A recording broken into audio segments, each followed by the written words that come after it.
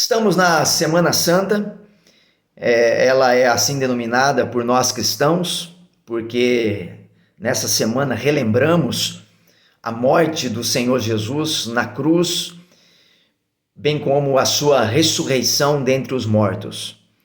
Mas a pergunta fundamental é qual é o significado da morte de Cristo Jesus.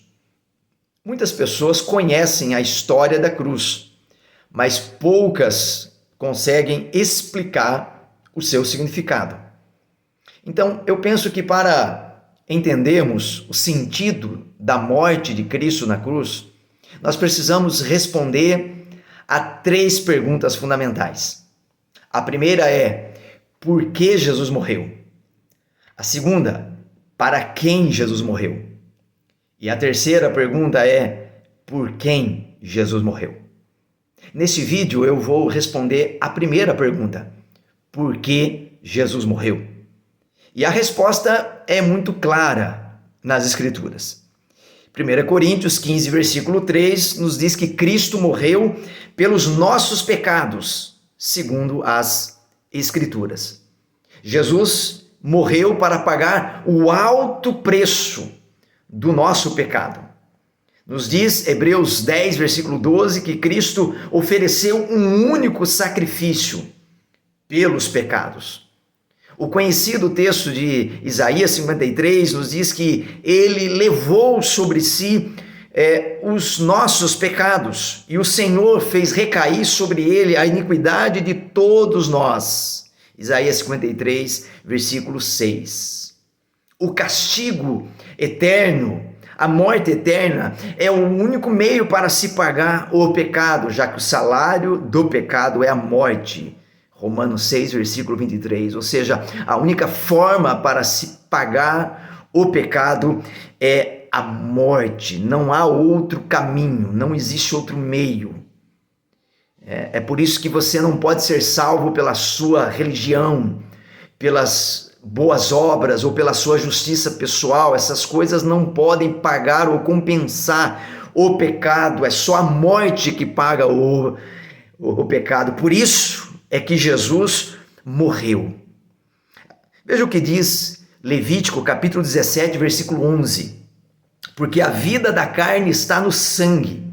E eu aqui, quem está falando é o próprio Senhor, eu tenho dado a vocês sobre o altar para fazer expiação pela vida de vocês.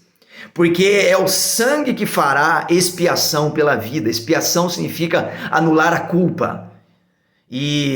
Então a culpa, a expiação, a anulação da culpa só pode ser realizada pelo derramamento de sangue.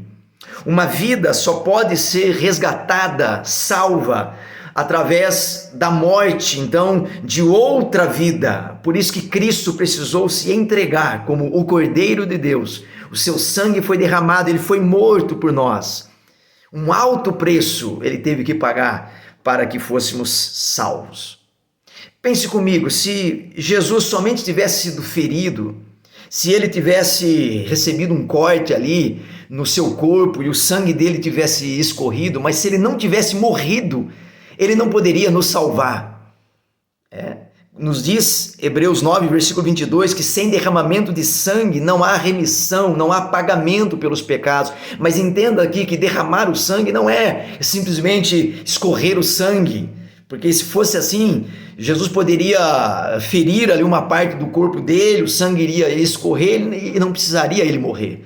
Mas quando a Bíblia fala do derramar do sangue, está se referindo à morte. No caso, a morte de Cristo Jesus. Ele é o Cordeiro de Deus que pagou pelos nossos pecados.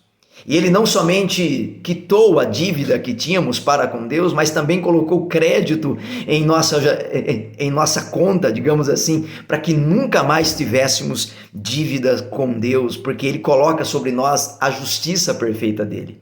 Olha o que diz 2 Coríntios 5, versículo 21. Aquele que não conheceu o pecado, aqui no caso Cristo, que não conheceu o pecado, Deus o fez pecado por nós, para que nele fôssemos feitos justiça de Deus.